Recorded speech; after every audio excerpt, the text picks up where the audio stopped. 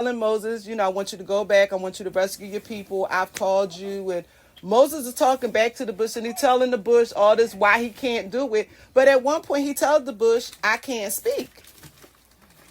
And it dawned on me this week, I'm like, you talking to a bush that's talking and telling a bush that was created with no vocal cords, you can't speak. Please explain this to me. Having a whole conversation.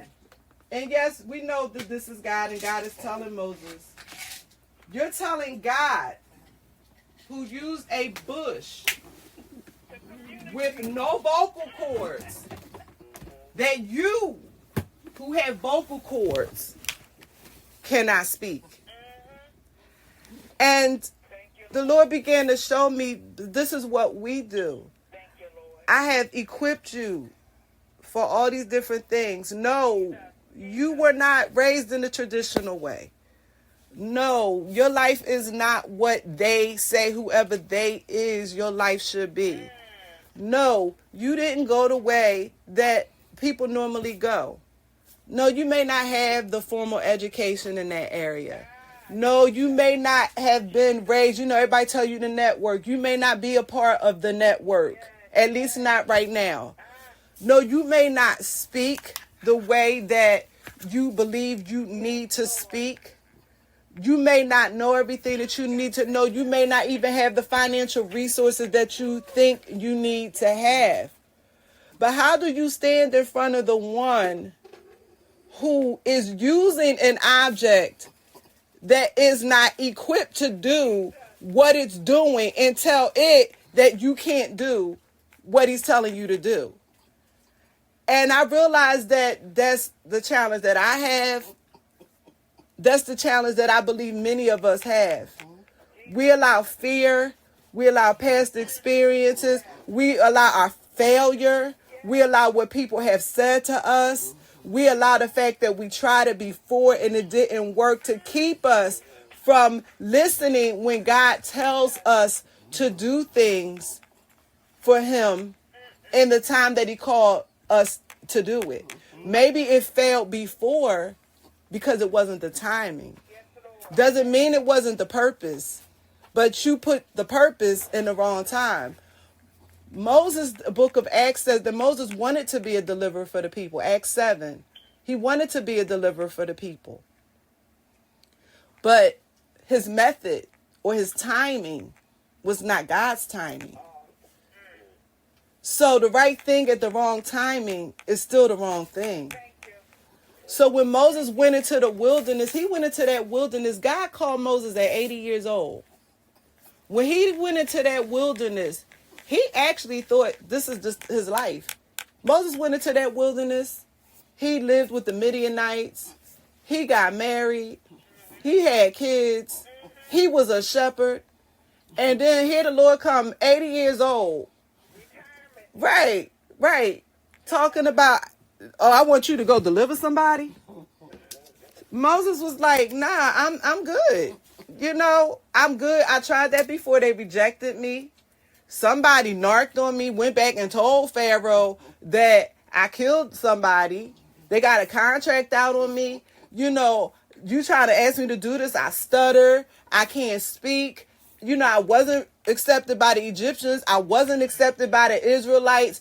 I finally got to a place where I'm in a place where I'm accepted. And now you want to come back and try to upset this good life that I finally got. I'm in the wilderness. I know what I'm doing. I've been accepted by these people.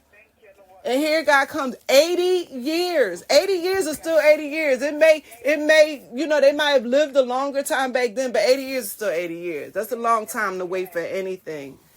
But again, what Moses didn't realize, the Lord said to him, the same place where you're standing now at this mountain talking to me is where you're going to bring the Israelites to worship me. And that's when I realized the next 40 years of Moses' life was another period of preparation. He didn't know it, but he was trained to be a shepherd, to lead the people out of Egypt who were shepherds. They were given the land of Goshen in Egypt because they were shepherds. The Lord allowed him to learn how to do that trade in secret. He taught him how to learn the wilderness in secret, and he used that for the next phase of his life. The first phase, he gave him access to the kingdom, to the palace of Egypt, so that when he went to tell Pharaoh, let my people go, he would actually be given access. Nobody was equipped to do the job that Moses could do. Nobody. Not one person.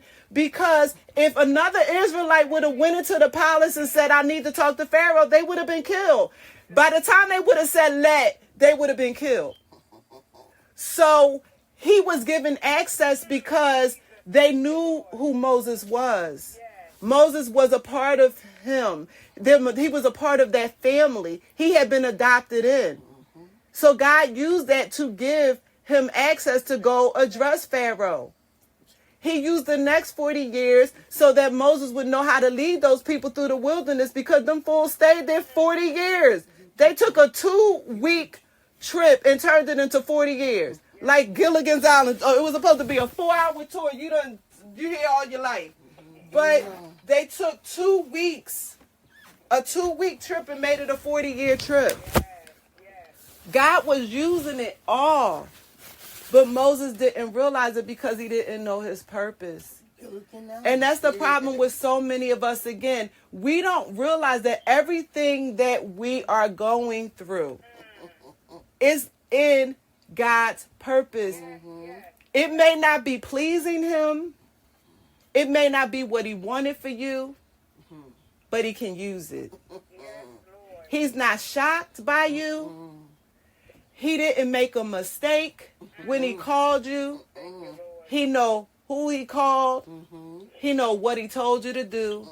And he's still calling you to do that very same thing. Sometimes we have a tendency to get tripped up because we don't like the messenger. We don't like the message. Or we may not like the method. But don't let your issues hinder you from getting to the place that God has for you. I want to share a story to close this out.